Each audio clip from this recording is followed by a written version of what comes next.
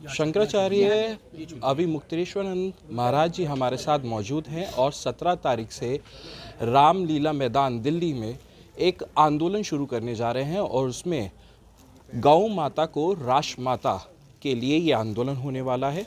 कई लोग उसमें शामिल होंगे, लेकिन शंकराचार्य जी का ये कहना है कि मैं अपने आप में एक सनातन हूँ और 100 करोड़ लोगों की आवाज़ यहाँ से हम उठाएंगे। शंकराचार्य जी, 17 तारीख में क्या कुछ रहने वाला है, सबसे पहले उसकी बात। मेरे पास है प्योर पाव भाजी का मसाला, प्योर पाव भाजी मसाला, पाव भाजी को टेस्टी बना डाला, सबका राजा आल प्योर मसाला। आप पहले समझिए बात को, अभी आप लोग समझ नहीं पा रहे हैं। केंद्र की सरकार अथवा जो केंद्र में विपक्षी पार्टियां हैं, माने दो गठबंधन हैं, एक सत्ता पक्ष वाला एक विपक्ष वाला, और कुछ ऐसे हैं जो उस दोनों गठबंधन में शामिल नहीं हैं। ऐसे भी दल हैं जिनके सांसद वहाँ पर हैं, कुछ निर्दल हैं। तो हम ये चाहते हैं कि ये जितने भी सांसद चुन करके आए हैं, चाहे किसी पार्टी से हैं, वो ये स्पष्ट करें कि गाय के बारे में उनका क्या विचार है। क्योंकि गौ हत्या की मांग आज़ादी के पहले से चल रही है। 78 साल से ज़्यादा का समय आज़ादी के पा लेने के बाद का भी बीत चुका है। अभी तक गौ हत्या की बंदी नहीं हुई है।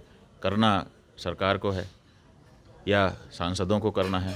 संसद में तो बात सांसद ही उठा सकते हैं, कोई भी इस बारे में बोलने के लिए तैयार नहीं होता है। एक गेनीबेन ठाकुर नाम की सांसद है, उसने एकमात्र सांसद जिसने संसद में खड़े होकर के कहा कि गाय माता को राष्ट्रमाता करना चाहिए।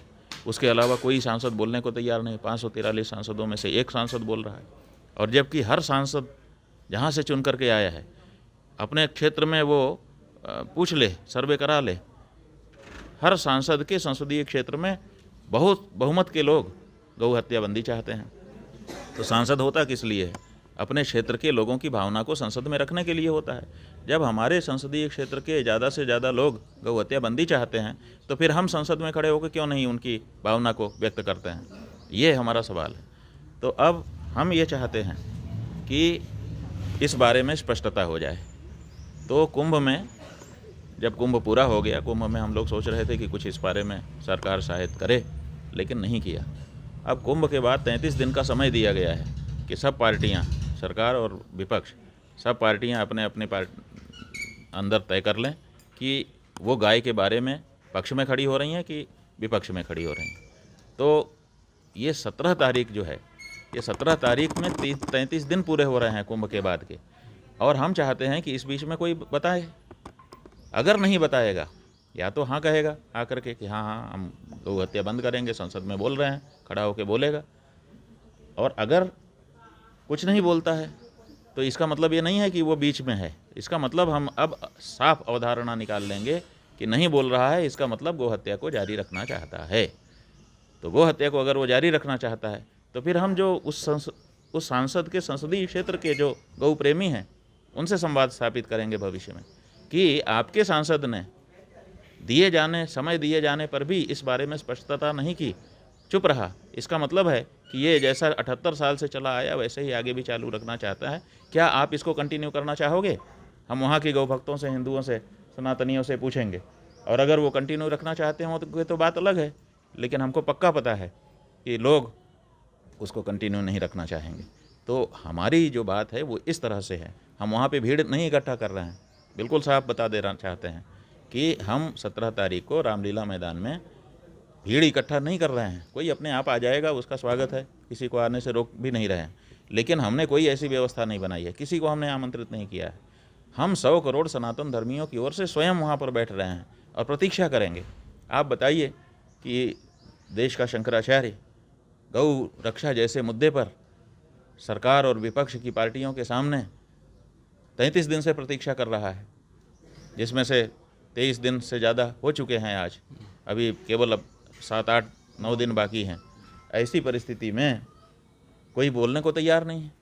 तो हम 17 तारीख को सवेरे से लेकर के शाम तक, माने सूर्योदय से सूर्यास्त तक वहाँ पर उपस्थित होकर के बैठे रहेंगे, प्रतीक्षा करते रहेंगे कि आप बताइए कि आपका क्या इसमें, आप इधर हो कि इधर हो, आप गाय के पक्ष में हो कि गाय के विपक्ष में हो। तो उस दिन ये स्पष्टता हो जाएगी पूरे देश के सामने कि कौन गाय के पक्ष में है और कौन गाय के विपक्ष में है। बस इतना ही करने के लिए हम वहाँ पर जा रहे हैं। भीड़ इकट्ठा करके आंदोलन करने के लिए नहीं जा रहे हैं। हमारा आंदोलन तो ये है कि ये बात साफ़ हो जानी चाहिए, तो वो साफ़ हो जाएगी उस दिन। आपको क्या लगता है कि ये जितने भी सांसद हैं या सरकार है या अन्य दल हैं, ये क्यों नहीं गौ माता को लेकर बात कर रहे हैं? आपसे भी चर्चा क्यों नहीं की है अभी तक इन्होंने? आपको हमको क्या कुछ पता नहीं है, क्योंकि जब उनसे पूछो तो वो तो कहते ही हैं कि हम तो परम गौ भक्त हैं, फ़ोटो भी निकालते हैं, वीडियो भी निकालते हैं, तो लेकिन संसद में मुंह नहीं खुलता उनका इस बारे में। सुब्रमण्यम स्वामी नाम के एक सांसद थे, जब अटल बिहारी वाजपेयी की सरकार आई थी तो उन्होंने प्राइवेट मेंबर बिल रखा था गाय के बारे में, वो नहीं पास हो सका।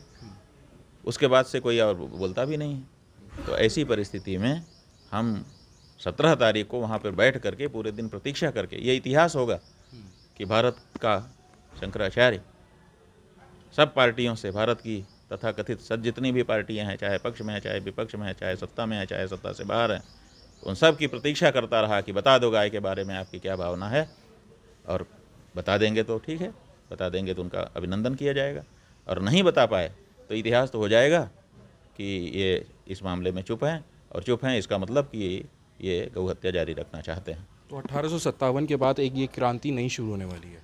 बिल्कुल, ये गौ क्रांति है। 1857 की क्रांति भी गौ क्रांति ही थी, क्योंकि गाय की चर्बी मिले कारतूस का विरोध करके ही तो अंग्रेज़ों का विरोध शुरू हुआ था, जो बाद में अंग्रेज़ों के भगाने तक आया। उसी तरह से उसी गौ माता के लिए ये बात फिर से उठाई जा रही है, और ये निश्चित रूप से ऐतिहासिक होगी। तो ये सुबह से शाम तक ही रहने वाला है या कोई और कदम आप आगे लेंगे इसके बाद? ये शाम को 5 बजे तक, सवेरे 7 बजे हम बैठ जाएंगे। 7 बजे का मतलब घड़ी का टाइम बताया जा रहा है, वैसे हम सूर्योदय से बैठेंगे और सूर्यास्त तक रहेंगे वहाँ, लेकिन घड़ी देख करके लोग चलते हैं, इसलिए उनकी सुविधा के लिए 7 से 5 का कहा गया है। तो 7 बजे मान लीजिए बैठ गए तो शाम को 5 बजे तक बैठे रहेंगे। 5 बजे फिर हम लोग निर्णय लेंगे कि आगे क्या करना है, क्यों कि तब तक जैसी बात आई रहेगी, अगर हाँ आया रहेगा तो जिसने हाँ कहा होगा उसका अभिनंदन किया जाएगा। आपने कहा था कि अगर ज़रूरत पड़ी तो मार देंगे और मर भी जाएंगे। नहीं, वो हमसे पत्रकारों ने पूछा था कि आप कहाँ तक आगे इसमें बढ़ेंगे, तो हमने कहा था हम वहाँ तक बढ़ेंगे जहाँ तक अंत होता है। तो अंत माने मृत्यु से ही अंत होता है, उसके अलावा अंत नहीं होता है। तो हमने कहा था कि अगर वहाँ तक भी हमको जाना पड़ा तो हम जाएंगे, लेकिन गौ माता की हत्या को किसी भी दशा में आप स्वीकार करने के लिए तैयार नहीं हैं, ना हम ना हमारा समाज। अच्छा शंकराचार्य जी, आपसे ये जानना चाहेंगे कि अब जो चीज़ें चल रही हैं, जो नाम पहले थे उनको वापस, जिलों के नाम की बात कर रहा हूँ मैं, जो पहले नाम थे वो वापस लाने की बात की जा रही है, जैसे अयोध्या अब हुआ है, प्रयागराज हुआ है, लेकिन अब तक भी ये देखा गया है कि अयोध्या को भी लोग फैज़ाबादी बोलते हैं और इलाहाबादी बोलते हैं प्रयागराज को। अब जैसे मुजफ्फरनगर है, इसको लक्ष्मी नगर कहने की बात हो रही है, कुछ लोग मेरठ को भी अग्रसेन नगर कहने की बात कर रहे हैं। अगर कोई नाम पहले से था और उसको किसी कारण से बदल दिया गया, जो कि हमारी संस्कृति के अनुरूप नहीं है, हमारी देश की भाषाओं के अनुरूप नहीं है, तो उसको बदले जाना अच्छा है। क्यों? क्योंकि वो जैसे चावल में कंकड़ आ जाता है तो मुंह में जैसे ही डालो वैसे ही खटकने लगता है, वैसे ही ये देश संस्कृत भाषा का है। ये देश संस्कृत भाषा से निकली जो दूसरी भाषाएं हैं उनका है। अब यहाँ पर जो आयातित भाषा है उसका शब्द अगर कहीं पर प्रयोग में लाया जाता है तो ठीक है, एक समय था, किसी परिस्थिति में उसको स्वीकार किया गया था, लेकिन जब शुद्धता की बात आती है तो अपना ही शब्द, अपनी ही चीज़ें अच्छी लगती हैं, स्वाभाविक है। तो अगर जो नाम पुराने थे उनको पुनः स्थापित करने के लिए कोई प्रक्रिया चलाई जा रही है तो अच्छा है। हम तो ये चाहते हैं कि ये जो एक एक करके बदलने की प्रक्रिया चलती है ये ठीक नहीं है।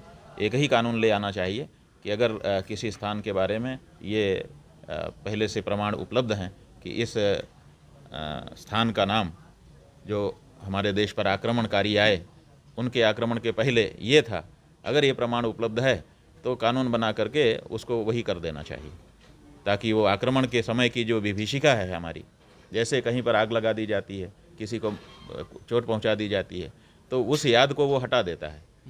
तो ऐसे ही आक्रमणकारी आए और उन्होंने हमारे ऊपर बलपूर्वक शासन किया और जिसके कारण ये सब विकृतियाँ उत्पन्न हुई। तो इन विकृतियों को हटा करके हमको पुनः अपने प्राचीन और मौलिक स्वरूप में आ जाना चाहिए। तो इसके लिए एक कानून बना करके और सब जगह का प्रमाण देख करके बदल देना चाहिए। अच्छा, उन लोगों के लिए क्या कहना चाहेंगे जो लोग अभी भी जैसे नाम जिस जिलों के बदल चुके हैं अभी भी पुराने नाम से ही बुलाते हैं? वो तो आदत है, धीरे धीरे बदल जाएगी, वो कोई समस्या नहीं है। आदत पड़ जाती है किसी की तो वो थोड़े दिन बाद जाती है, आदत एकदम से नहीं। कानून नहीं है कि बस आज हो गया तो हो गया, और कानून में भी ये नियम होता है कि धीरे धीरे इतने दिन तक आपको मौका दिया जाएगा सुधरने का, तो धीरे धीरे सब सुधर जाएगा, वो समस्या नहीं। अच्छा, आप सनातन की बात करते हैं, सरकार को ऐसा माना जाता है कि वो सनातन की बात करते हैं, तो आप लोगों का तालमेल क्यों नहीं बैठ पाता? बात यह है कि दो लोग हैं जो अपने आप को सनातन कह रहे हैं और दोनों का तालमेल नहीं बैठ रहा है। ऐसी परिस्थिति अगर है, इसका मतलब है कि उसमें से एक असली सनातन है और एक नकली सनातन है, क्योंकि अगर दोनों सनातन सही सही होते तो दोनों में तालमेल न बैठने का कोई सवाल ही नहीं था। तो अब इसी बात की परीक्षा का तो ये अवसर है। 17 मार्च को क्या होगा, यही साफ हो जाएगा कि कौन असली कौन नकली, असली हिंदू कौन, नकली हिंदू कौन, असली सनातनी कौन। क्यों? क्योंकि जो गौ माता के प्रति श्रद्धा भक्ति रखता है, दृढ़तापूर्वक अपने भाव प्रदर्शित करता है, वो असली है, और जो नहीं कर पाता है वो नकली है। बहुत बहुत धन्यवाद बात करने के लिए। तो ये थे हमारे साथ शंकराचार्य जी, जिनका ये कहना है कि 17 मार्च में ये तय होगा कि कौन असली हिंदू है और कौन नकली हिंदू है। अनमोल शर्मा, TV9 उत्तर प्रदेश, मेरठ। कुछ तो सस्ता लो, सब बढ़िया लो, इसमें क्या खास बात है? थोड़े में ज्यादा स्वाद, यही तो है इसकी खास बात। राजा आर प्योर मसाला।